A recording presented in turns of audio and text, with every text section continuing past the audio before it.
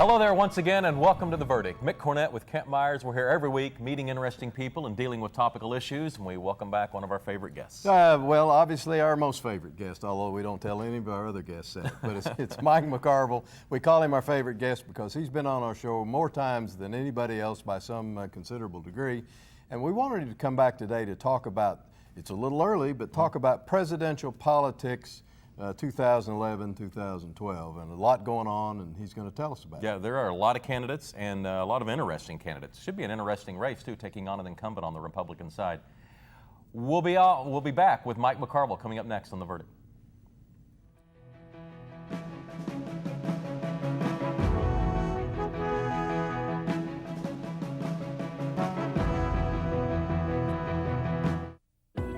It's time, America. Our energy future can be ours again with American natural gas. We have an abundant, affordable supply, unrivaled anywhere. $1 billion a day for importing foreign oil isn't just a statistic, it's an opportunity. 30% lower greenhouse emissions isn't a pipe dream, it's a choice. Now is the time. Chesapeake, America's champion of natural gas. Wilsey, Meyer, Eatman, Tate. We're accountants. We do taxes, business valuations, estate planning, and consulting. And we're right here in Oklahoma, working with the owners of small and medium-sized businesses. Steve Wilsey and Stuart Meyer have the resources and the experience. Wilsey, Meyer, Eatman, Tate in Oklahoma City and Tulsa. This man is having a heart attack, and he doesn't even know he's at risk. Heart attacks aren't always as dramatic as you see on TV. Gone unchecked, heart disease could crumple everything. A simple heart scan could save your life. Get a $50 heart scan at St. Anthony, the most trusted experts in cardiovascular care.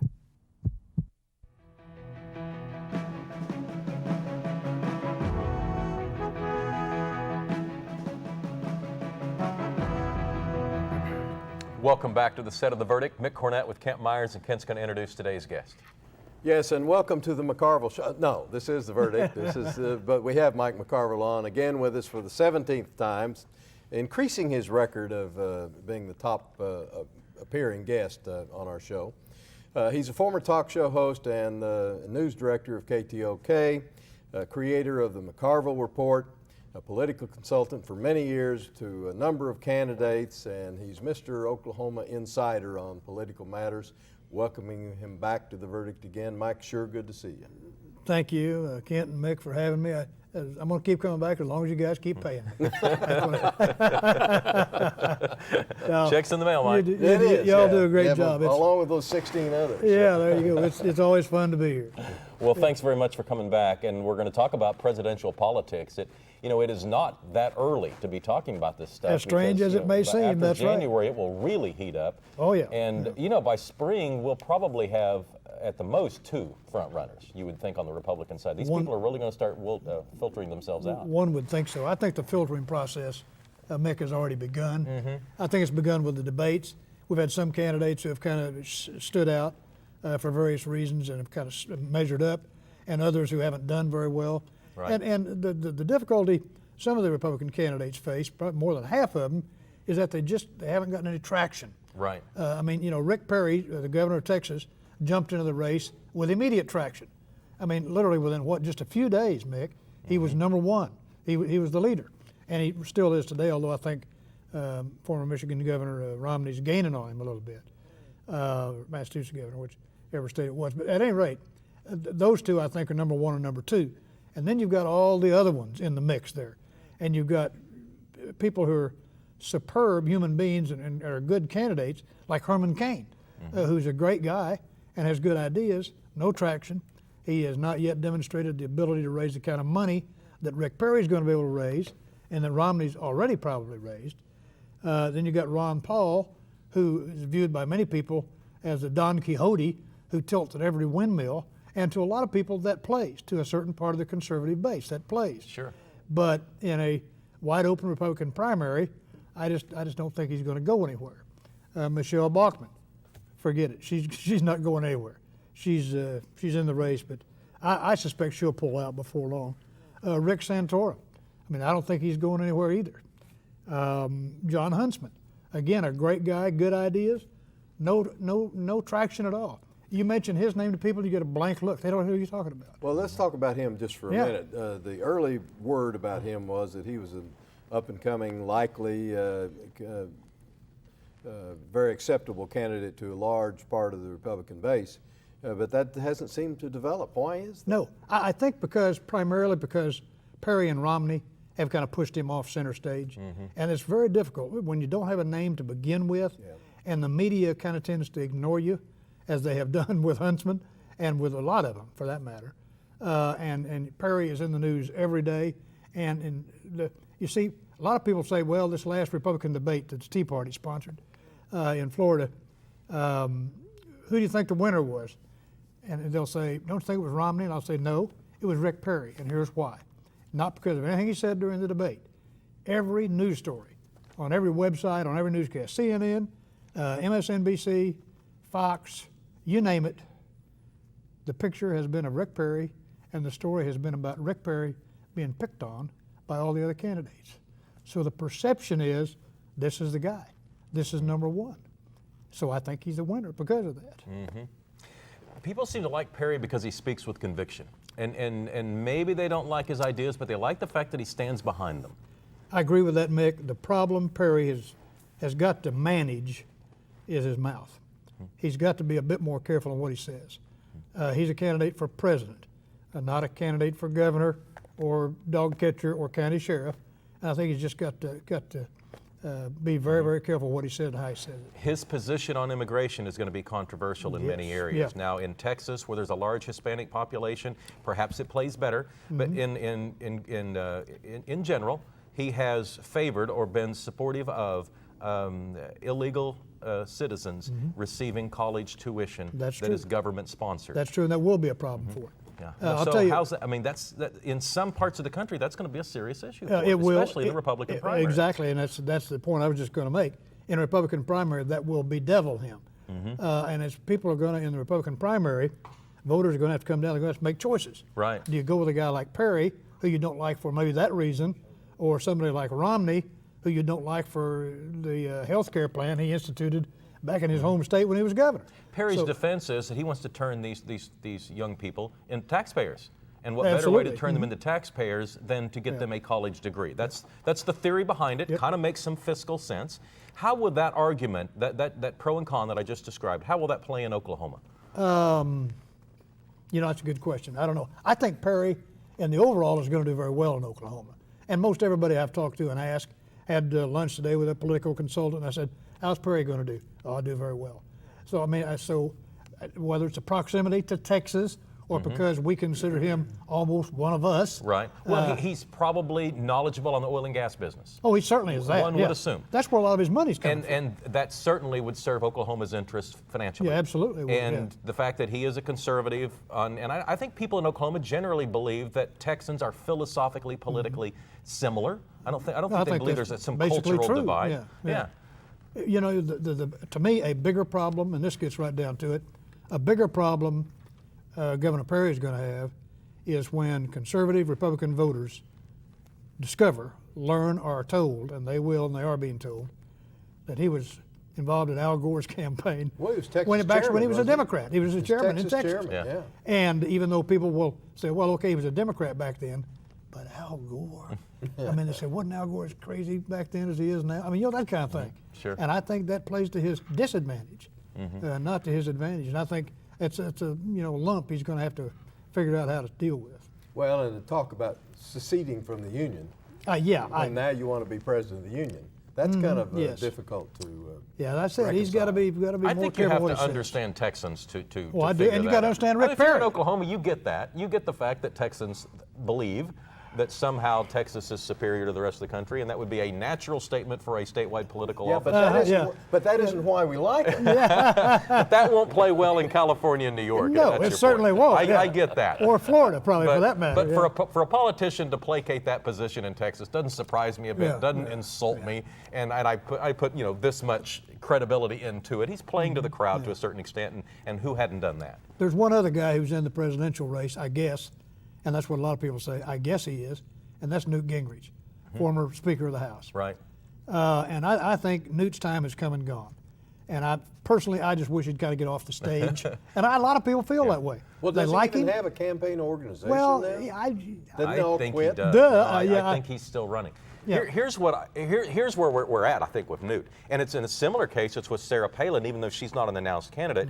The longer they can stay in the media focus as a candidate, it helps their ability to raise money to give speeches. Absolutely. It helps their website. It helps their next book sale. So there's a financial incentive to stay in the race as long as possible if you're an established candidate like Newt Gingrich or Sarah Palin. Well, but she's staying in the race without being in the race. Right, That's but she's staying in the public eye by saying she's not in the race. That's She's not right. saying she's not running. That's right. Yeah. And by doing that, she's really accomplishing the same thing as Newt is, and I think that is continuing to be in the public eye, continuing to be on the Sunday talk shows, and it helps her financially to Now, the establish latest herself. development is Rudy Giuliani saying, well, I'm thinking about it. Do you really think that's serious? I don't know, but he's back in the media spotlight again. Well, it may be the similar case that I just talked could about. I don't be. think It he's could a be. viable candidate. You talked about the fact that maybe the door is opened and shut. Mm-hmm. And I think in a post 9/11 environment where this open election in 2004, perhaps Been Rudy different. Giuliani could have used it as a platform.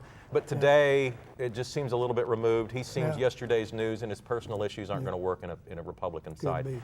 We're going to take a break and come back. We're visiting with Mike McCarville. We're talking about the Republican candidates for president when we return.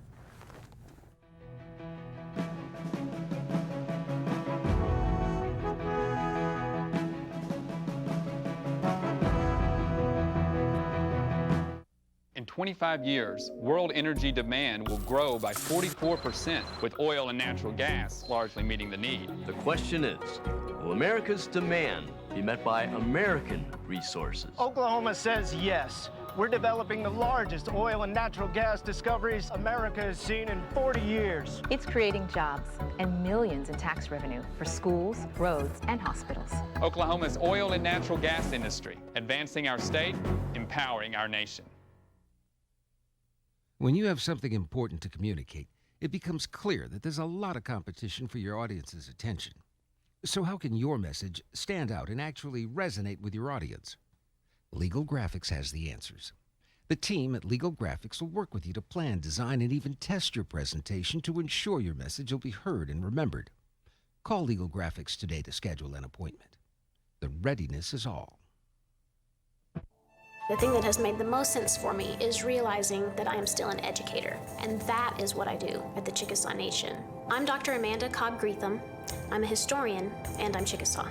The Chickasaw Cultural Center is amazing. It is a very, very special place devoted to the sharing and to the celebration of Chickasaw history and culture. State-of-the-art technology, exhibits that are not like anything I've ever seen.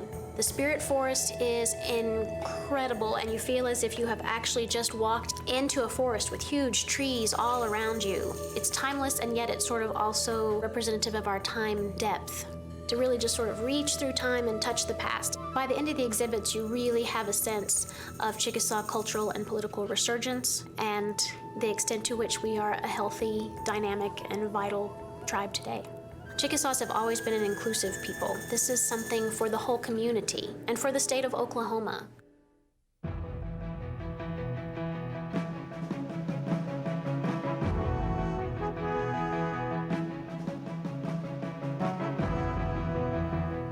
Welcome back to the set of The Verdict. We're visiting with Mike McCarville about the presidential campaign of 2012. And you wanted to start with the two frontrunners on the Republican side. Yeah, you've identified Perry and Romney really as the two frontrunners, at least at this time, on the Republican side. Give us just in a nutshell the strongest point and the weakest point about each one. Perry, in terms of, this is just pure political, the pure political side of it. In terms of Perry, his ability to raise money, particularly in the oil patch among oil and gas producers, being the governor of Texas, obviously, and a pretty wide acquaintance in the oil and gas industry. That's a tremendous asset as you try to put together the foundation for a campaign of any kind, and especially a presidential campaign. Romney's strength is that he's kind of a known figure, you know, in the presidential politics, been running for 4 years, if you will. But again, that's almost a hindrance to him too, because a lot of people thought he had a shot the last go around and it didn't go anywhere. And a lot of people are saying, well, why? Was it that he's a Mormon? Was it that he, you know, did this when he was governor, or did that, or didn't do this, or didn't do that? So he's got some baggage along with him. And I think Perry has some baggage as well, but I've got to think right now, if Perry can sustain the momentum he's got and continuing to build the national organization that he's trying to put in place, that he's going to remain number one. Well, if Perry reminds people of George Bush, is that helpful or hurtful? I think in some areas it's helpful, in other areas it's probably hurtful. Now, the biggest thing Perry's got going for him right now is what the national media is trying to do to him. They're trying to make him out as a pinhead. That will so infuriate conservative Republicans and Republicans in general. They will rally to him. And I saw a cartoon the other day. It had all of the candidates lined up on the stage, just a cartoon. All of them normal size heads. Here's Perry with a head the size of a pin. They're trying to make him out to be a goofball, a la George Bush, that they all, you know, referred to as a goofball. And I think that angers people, particularly on the Republican side, who will say, that's not fair. He obviously is not that. And there goes the media again. Right. Okay, let's switch parties now. Yep. The incumbent president obviously is going to be on the ticket, and his polling numbers aren't good right now. Less than stellar right now. Talk about it now. You know, a year and 3 months away. Well, we're a long ways months, off, and 14 months these out. poll numbers change, as we all know, Mick. But Right. the problem Barack Obama's got right now is that the coalition he put together to win the presidency has fallen apart. And by that I say he had independents. He's lost a lot of them. He had ambitious youth groups. First-time voters. I think he's lost some of those people. He's lost some liberal Democrats who are disenchanted with him for whatever reason. And he certainly has alienated a lot of moderate to liberal Republicans. So, you know, the question is, where does he go to put his coalition back together? Well, he inspired a lot of people to vote, period. Absolutely. And his people registered a whole lot of people to vote. right. And so will they be inspired to come back a second time? Or I think that's critical to his will reelection. they sit on their hands? Right. And right now, you'd Are they have to less say, inspired? looking at his poll numbers and the enthusiasm level or lack of it for him, I've got to say a lot of them are going to sit on their hands, and a lot of them are going to go somewhere else. At the end of the day, is it going to revolve around him? If people like him, they'll reelect Absolutely. him. If they don't like him, they'll vote for whoever's on their other side. He's the incumbent. I said on a satellite radio show the other day, the candidates are already decided in this race. It's Barack Obama versus the Republican. It really doesn't make any difference right now who the Republican is. It's Barack Obama's policies and his popularity. And if they continue to go south, then the Republicans are obviously going to have a leg up. Well, it's going to be tough for him to turn the economy around. So how can he turn his numbers around without improving the economic data? I don't think he can. If the economy keeps going south the way it has, we keep getting reports of record numbers of jobless folks out there. The ship can't turn that fast. Right. The Titanic learned that when, Amen, it hit brother. the Yes. iceberg. That's true. Yeah. Is the Tea Party going to be a significant factor of course, on the Republican side? I suspect it is. How about nationally? I think it will state by state, on a state-by-state basis. Some states, the Tea Party has very strong leadership, a lot of members, other states not so much. But obviously it's going to be a factor. It's just is it a positive factor or a negative factor? Well, I think it's a positive factor for whichever candidate they decide to help. Yep. All political philosophies seem to ebb and flow. Has the Tea Party peaked? I know they're still a factor, but have they peaked, or do you think there's still momentum for them to grow? I think there's still momentum for them to grow. Like so many other groups like that, people's opinion of it becomes polarized. So those who are likely to join have probably already done so. Now there'll be some converts, some people who'll join, but I think in terms of just that instantaneous whammo, here's a jillion people ready to join up, I don't think that's going to happen. All right, let's talk about bipartisanship. Yeah. Your thoughts? Are we better off? Are we worse off today than we were 10 years ago if people want some sort of bipartisan government? I think we're worse off. Further apart? Yeah, I think we are. I think the cynicism that we see coming out of Washington, the constant bickering back and forth. You know, it seems like nobody, Democrats and Republicans are included, they can't say anything about anything without taking a dig at the other party or the other guy or whatever the case may be. And I just think that's demeaning. Yeah, I and do it's, too. it's a loss of civility. The president does it, badly but so do the leaders in Congress. I mean, That's absolutely right. They cannot help themselves but to talk poorly about the other side. John Boner's he's one of the worst ones up there.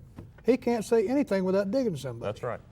Well, is it because of the policies or is it because of self-preservation? I can't be seen to be siding with the other side or I will lose my base. I won't get reelected. You know, I don't know the answer to that, Ken. I wish I did. Sometimes I see these politicians on television, and given my experience and experiences, I'd like to just go up to them and just get right in their face and say, dummy, don't do that. But don't you think redistricting is the root part of the problem? Probably. That we've created safe seats, and so to get through the primary system, you have to move either one direction or the other. Yeah, I think that's probably true. Yeah. Can we change the subject? I suppose. It's your show. Since when? Okay. Let's go local. I mean, state of Oklahoma. What are some of the interesting things that are going on in Oklahoma in the political scene right now? Well, I think of course, most attention right now is kind of still focused on Mary Fallin, our lady governor, who day after day I think is literally changing the face of state government. You know, we had Democrat Brad Henry for 8 years, and now you've got Republican Mary Fallin with the opportunity to make all these appointments to boards and commissions and even elective offices, the Corporation Commission being the latest example. And she is slowly but surely, after 9 months now, changing the face of state government. I think we're going to see big changes ahead. Your website today, as a matter of the McCarville report today, listed a string of appointments. There's 8 or 10 appointments she announced today. Yeah, and I read your website. You do, thank you. But as more and more of these slots become open, then she's obviously got more and more opportunities to appoint Republicans and her supporters and other people. What are you seeing out of the lieutenant governor? Todd Lamb is crisscrossing the state. I tell you, he's a cheerleader, and of course that's what the number 2 job, has essentially been. No, I think he's doing a good job. I think he'll continue to do a good job. How about the insurance commissioner? I think the insurance commissioner's office, very interesting one. Clearly very, very different than Kim Holland, whom he defeated, and he's certainly active. I mean, they send out about 2 or 3 news releases a day about what he's doing or plans to do. So there's a lot of action coming out of that office. Another office a lot of action come out of is the Labor Commissioner's office. Mark Costello, I think, doing a pretty good job. I think one of the stars right now, 9 months in, is Janet Barisi, the state school superintendent, who, they wrestle in the Department of Education with tough issues every day. And their budgetary problems, I hear about them all the time. I mean, if they're going to do this program, they got to take money from this one, or they got to split the dollars. And it gets tough to make those decisions, but she's made them so far, and apparently pretty successfully. We hear a lot about Ken Miller, who's been on the show. Yeah, state treasurer. How's he getting along? I think, as long as the economy keeps coming back up, he's pretty happy to put out those news releases saying how well Oklahoma's doing, because he sure doesn't want to put them out saying, oh, gloom and doom. No, I think he's doing okay. We have quickly run out of time. Mike, Once again, thanks for coming on. Yeah, appreciate it. Fastest 30 minutes in television, a show with Mike McCarville. Kent and I'll have a final word when we get back.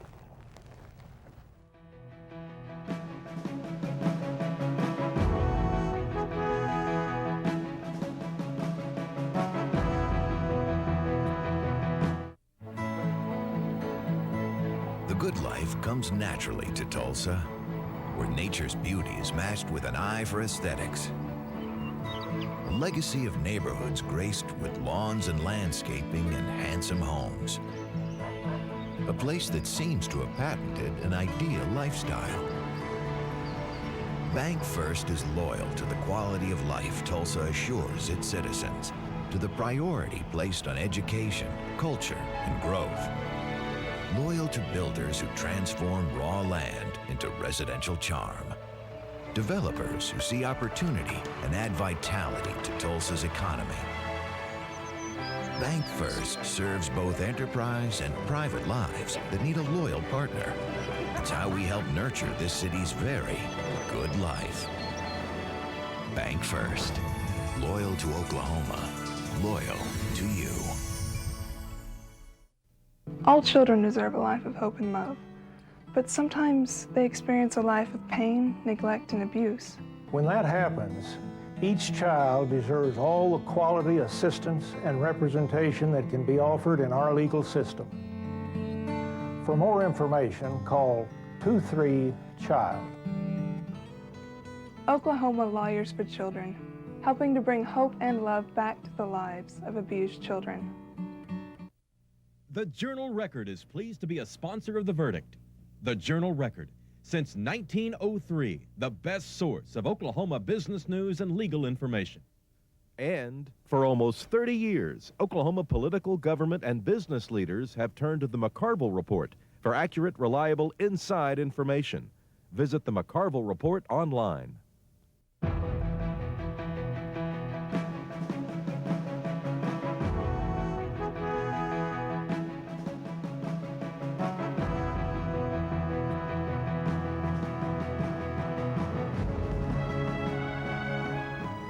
One of the aspects of cable television these days is if you are a political junkie, there are channels that just give almost nonstop coverage to presidential politics. Here we are 14 months out, but they just can't seem to get enough of it.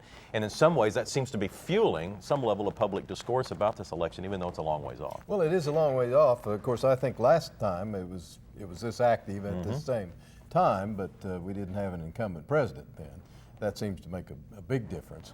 It would be interesting to see what effect, if any, the economy either staying stagnant, improving, or going farther down has on the chances of Barack Obama for re-election. He's going to need to change the focus because it doesn't seem like there's going to be any drastic improvement. I mean, maybe he can tick it up a little bit. It's hard to see how it might go the other way. It's hard to see. It's probably 50-50 that it won't get any better or it'll get worse. Well, he's going to have his work cut out for him, that's for sure. Let's talk a little bit about the Care Center. We're going to have them on next week. Well, we are. We're pleased to come in and do a show for you about the Care Center. It's an organization that does wonderful things, and we're pleased to be able to bring that to you next week. All right, and we have some website information for you. First of all, if you'd like to go on Mike McCarville's blog, you can get more information about Oklahoma politics, tmrcom.blogspot.com. And of course, we have a website, theverdict.tv. We'll see you next week.